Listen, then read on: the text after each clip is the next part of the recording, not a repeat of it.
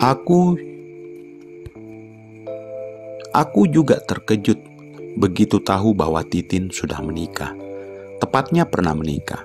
Setelah beberapa tahun menikah, suaminya mendapatkan pekerjaan kuli proyek bangunan di Kalimantan. Dan sejak saat itu juga dia tidak pernah lagi bertemu dengannya. Kalau yang Titin pernah dengar, katanya sih dia udah menikah lagi Pak di Kalimantan. Begitu ujar Titin menjelaskan.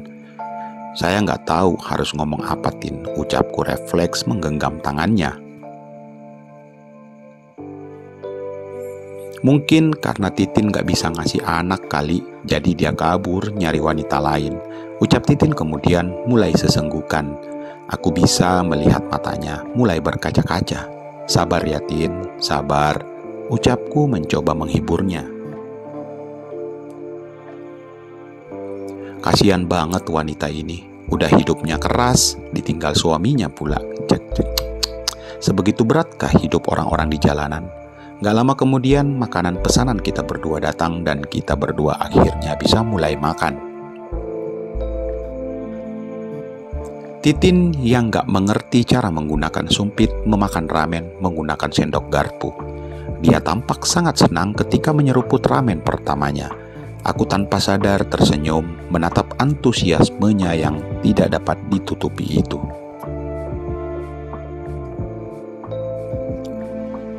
Enak nggak Tin? Tanyaku.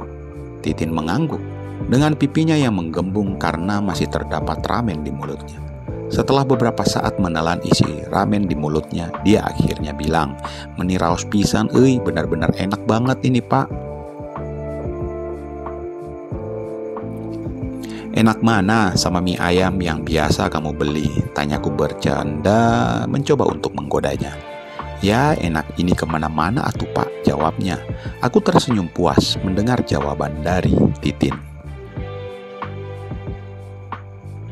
Senang rasanya bisa membuat orang lain bisa merasakan kenikmatan yang belum pernah ia rasakan sebelumnya.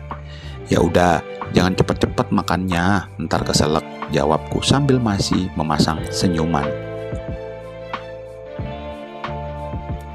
Senang aja rasanya, bisa bikin orang lain kelihatan begitu bahagia. Padahal cuman makan kayak gini doang. Mungkin emang bener kali ya, pepatah orang, bahagia itu sederhana. Dan buat Titin, bahagia itu ya cuma dengan bisa makan makanan enak aja udah cukup buat dia. Mau nama nggak? Tanyaku ketika porsi ramen Titin hampir habis.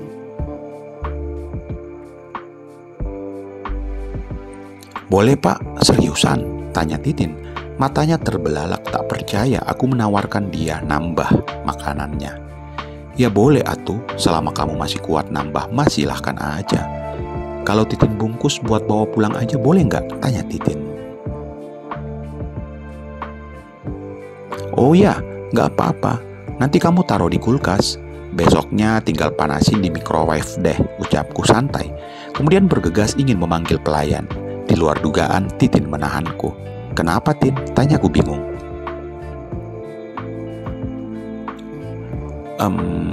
Makanannya harus disimpan di kulkas ya Pak? Tanya Titin. Pertanyaan itu menyadarkanku. Astaga, sombong banget kalimatku tadi yang menganggap semua orang punya kulkas atau bahkan microwave. Selama ini, aku selalu menganggap kedua barang itu sudah menjadi barang yang wajib ada di rumah. Tidak sadar bahwa kedua barang itu hanya kebutuhan tersier aja, bukan kebutuhan primer. Kamu nggak punya kulkas ya Tin? Tanyaku mengkonfirmasi. Iya Pak, jawabnya setengah malu. Orang-orang seperti Titin yang serba kekurangan ini untuk memenuhi kebutuhan primer mereka saja sudah sulit. Apalagi kebutuhan sekunder atau bahkan tersier.